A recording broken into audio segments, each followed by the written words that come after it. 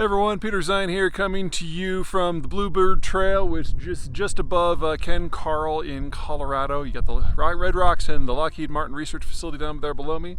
Looks really cool after sunset. It's lit up. It looks like a spaceship setting down in the rocks. Anyway, this is part 2 of our ongoing series on the coming Ukrainian counteroffensive. Expect to see that starting probably either in the last week of May or sometime in June, once the ground has firmed up enough that it's not muddy and tanks can actually maneuver.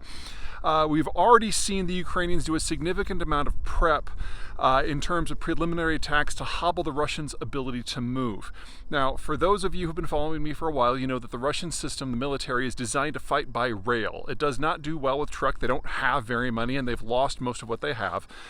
They prefer to put their troops and their equipment on rail lines, rail them as close as possible, and then throw everything like a giant fist at their foes. That has been a problem in this conflict so far because the Ukrainians managed to take out the Kerch Strait Bridge, which was the only reliable rail connection into the Crimea. And they've gone after a number of rail connections and nodes in the eastern sections of Ukraine, an area known as the Donbass, which takes up the two provinces of Luhansk and Donetsk. And that has made it more difficult for the Russians as well, though not nearly as bad as Crimea. What they've been doing of late, what the Ukrainians have been doing of late, is using a mix of missiles, drones, and other aircraft to target fuel depots and fuel trains. And they've hit some very close to the border of Belarus in the north. They've hit some near Rostov-on-Don, some near Novorossiysk on the Black Sea, and then of course in Crimea itself. Because trucks use a lot more fuel to move the same amount of cargo compared to trains. So if the Ukrainians can hobble the Russians' ability to move about the battlefield, then the Ukrainians can use superior movement. And this has always been a war of movement for the Ukrainians.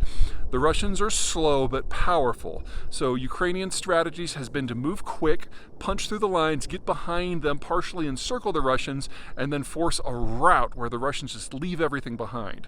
And that's what they did in Kharkiv province in their summer offensive and in their fall offensive in Kherson.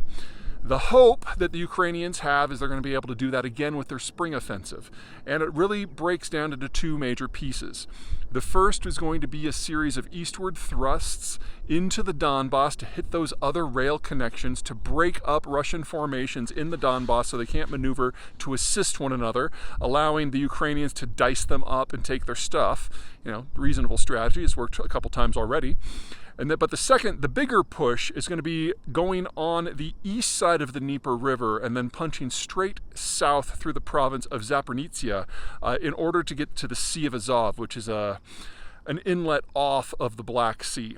And if they can do that, they not only cut whatever remaining light rail connections that might be partially available to the Russians for logistics right now, they also cut every single land connection and basically take the entirety of the southwestern part of the front and all of the Crimean Peninsula and put it in a box. Because once the Ukrainians can get to the Sea of Azov, they'll be able to take out the rest of the Kerch Bridge, and then not even military trucks will be able to get into resupply. And then you'll have the best forces that the Russians have completely trapped, completely devoid of reinforcements. The Navy will have to withdraw because the Ukrainians can then hit any of the Crimean ports with missiles that they have. And the beautiful thing from the Ukrainian point of view is these attacks that they've already used to cross into Russia proper, that uses Ukrainian gear. American gear at the moment is not allowed to be used on Russian territory. So with every inch that the Ukrainians close towards the border, more and more of their own stuff can do deep strike into Russia proper.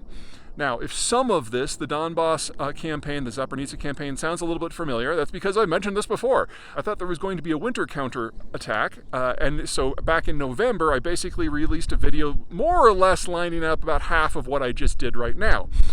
Which brings me to why you shouldn't take what I'm taking too seriously. Number one, weather wins. And if we get a wet May, then this attack is going to be pushed back, not just to June, but maybe into July and even in August, and there might not be enough time to do it at scale anyway.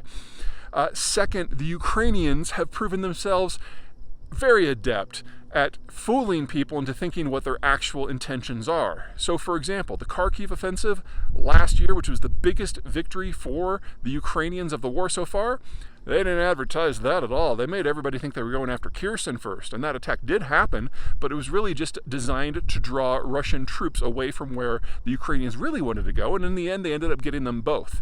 So obviously the Russians get a vote in this. Obviously the Ukrainians are going to decide where they go.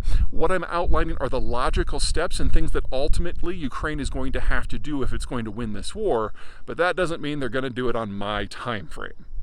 All right, that's it from me. You all take care. See you tomorrow.